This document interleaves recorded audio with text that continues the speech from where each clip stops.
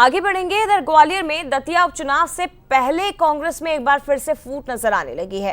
विधायक फूल सिंह बरैया जिन्होंने बयान देते हुए ये कहा कि कांग्रेस ने सेक्युलर धर्म छोड़ दिया है, बीजेपी की राह पर कांग्रेस चल रही है। ये फूल सिंह बरैया का बड़ा बयान है। कहा कि रोजगार और विकास की बात करे कांग्रेस ने सेक्युलर धर्म छोड़ दिया, बीजेपी की राह पर अब कांग्रेस आगे चल रही है। अब एक पार्टी धर्म की बात करेगी, दूसरी विरोध करेगी तो निपट जाएगी। मंदिर बनवाना शंकराचार्य और संतों का काम है। यदि कांग्रेस वोट बढ़ाना चाहती है तो उसे यूनिवर्सिटी, रोड, रेल की बात करनी चाहिए।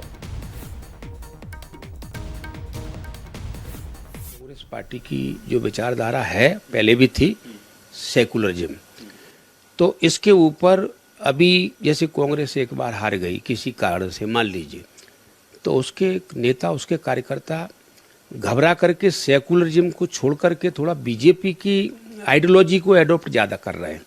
जो आज देश में दिखाई दे रहा है कि आज बीजेपी के अलावा कोई पार्टी नहीं है।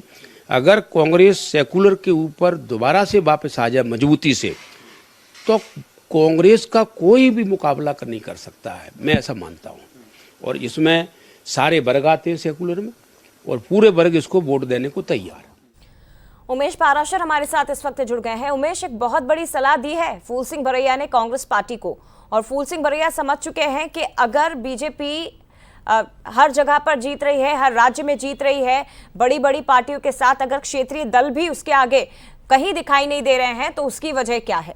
विकास कार्यों की बात करना, और वो सलाह फूल सिंह बरैया ने दे दी।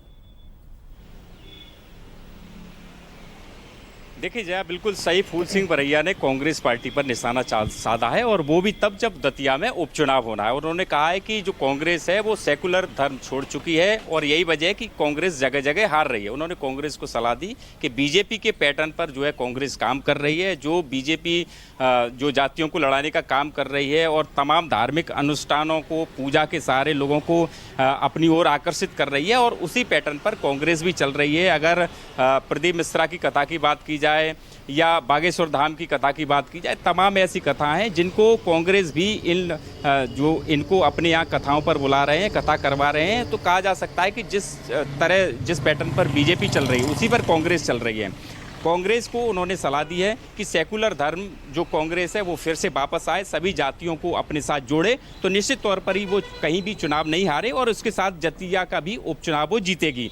लेकिन फूल सिंह बरैया की सलाह जो है वो कांग्रेस मानेगी कि नहीं मानेगी, ये तो आने वाला समय बताएगा। लेकिन कांग्रेस के जो विधायक है फूल सिंह बरैया, उन्होंने दतिया उपचुनाव से पहले ये बड़ा बयान दिया है, और इसके जरिए कांग्रेस को नसीहत दी है। उन्होंने कहा है कि शिक्षा, स्वास्थ्य और तमाम जो क्षेत्र हैं, नौकरी के क्षेत्रों, चाहे रोजगार की बात की जाए, तमाम ऐसे क्षेत्र हैं जहाँ पर लोगों को जोड़ें, उनको रोजगार दें, शिक्षा दें, और कॉलेज खुलवाएं, स्कूल खुलवाएं, और उसके साथ ही अस्पताल, जो कि स्वास्थ्य में जो मध्य प्रदेश में पिछड़ा हुआ इलाका है, इसीलिए ये उन्होंने सलाह दी है कि इस तरह के जो काम है वो कांग्रेस करे, तो निश्चित तौर पर ही आने वाले समय में कांग्रेस की सरकार भी बनेगी और कांग्रेस कोई भी चुनाव नहीं हारेगी। तो ये एक बड़ा जो मैसेज है वो दतिया उपचुनाव से पहले कांग्रेस के विधायक फूल सिंह बरैया ने दिया। जी, बहुत धन्यवाद आपका उमेश, तमाम जानकारी हम तक पहुंचाने के लिए बहुत शुक्रिया। और इधर